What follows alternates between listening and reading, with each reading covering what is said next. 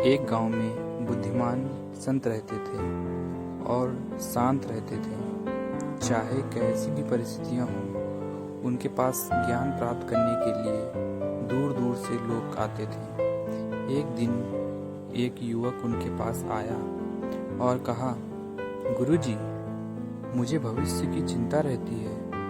मैं हमेशा सोचता हूँ कि कल क्या होगा, मेरी जिंदगी कैसी होगी, और इसी चिंता में मैं आज का आनंद नहीं ले पाता।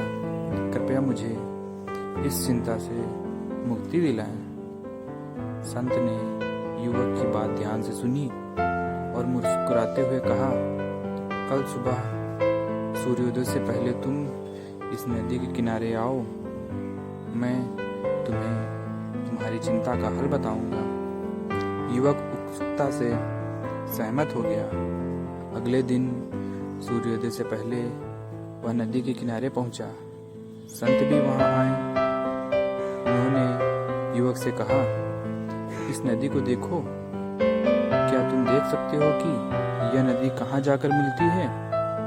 युवक ने नदी की ओर देखा और कहा, नहीं गुरुजी, मैं इसे आगे जाते हुए तो देख सकता हूँ, लेकिन यह कहाँ जाकर मिलती है यह नहीं देख सकता। संत ने मुस्कुराते हुए कहा, यह जीवन भी इसी नदी की तरह है।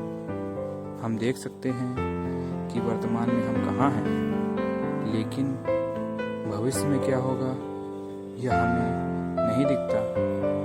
जैसे नदी अपने रास्ते पर बिना रुके बहती रहती है, वैसे ही जीवन को भी बहने दो।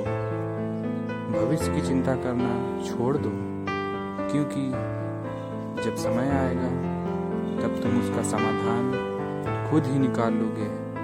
चिंता करने से तुम सिर्फ अपने वर्तमान का आनंद खो रहे हो। युवक को संत की बात समझ में आ गई। उसने तय किया कि वह भविष्य की चिंता को छोड़कर आज को पूरी तरह जिएगा। इस कहानी से यह सीख मिलती है कि भविष्य की चिंता को छोड़कर वर्तमान का आनंद लेना चाहिए। चिंता करने से ना तो भविष्य सुधरता है और ना ही वर्तमान।